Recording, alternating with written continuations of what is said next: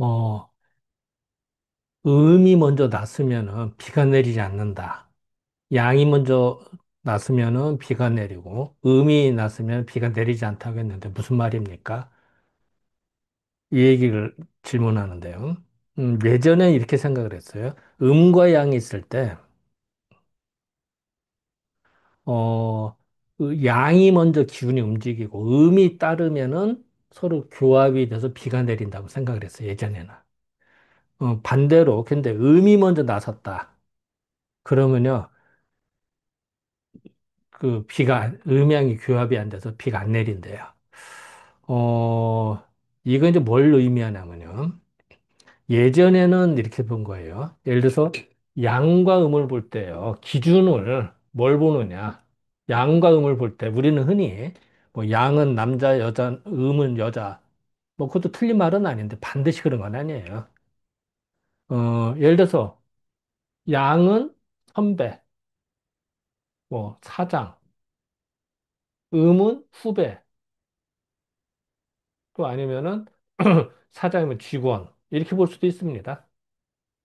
또 양을 뭐 부모님, 그러면 여기 음은 자식 이렇게 봐도 됩니다.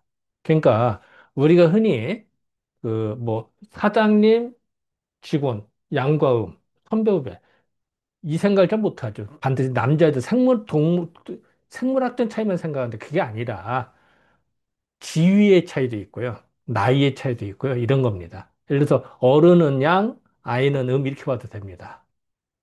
양에서 음이 나오니까. 그러니까 부모가 자식을 낳는 거니까. 자, 그러면은 이런 거랑 같아요. 자, 음이 먼저 났으면은 그 비가 안 내린다. 비가 내린다는 화합의 향상입니다. 화합의 상징. 그리고 예전에는 임금 내 은택을 베푼다라는 의미도 있었고요. 모든 게 화합해서 잘 지내면 비가 내린다고 봤어요. 예전에는. 자, 그러면은 양이 먼저 났으면은 비가 내리고 음이 나서 비가 안 내린다고 했잖아요. 이걸 이렇게 해석을 해야 됩니다.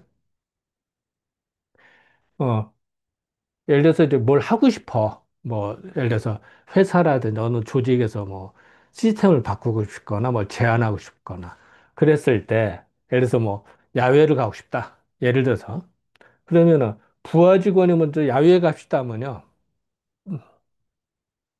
그 사장 입장에서 한편으로는 좋을 수도 있지만 한편으로는 기분 나쁠 수도 있습니다.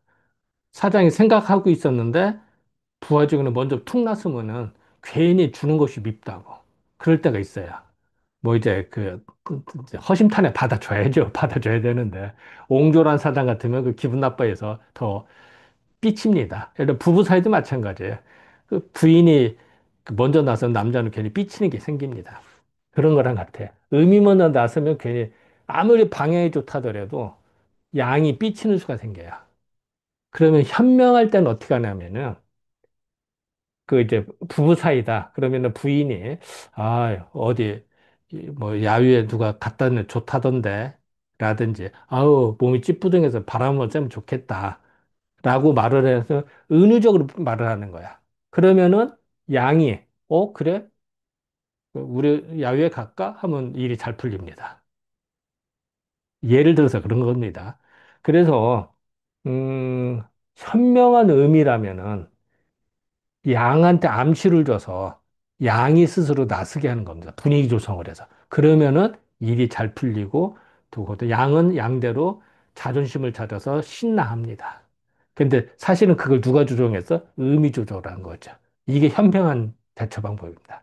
물론 이제 경우에 따라 다른 것도 있죠. 경우에 따라 직접 나서야 될 때도 있고 한데 예를 들어서 이제 그래 응용할 수가 있다 이런 얘기입니다.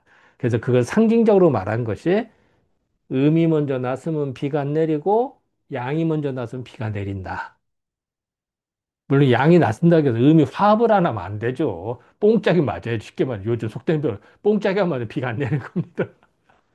그래서 어쨌든 이제 뽕짝이 맞는다고 가정했을 때 하더라도 누가 먼저 나서느냐, 누가 주도하느냐에 따라서 차이가 난다.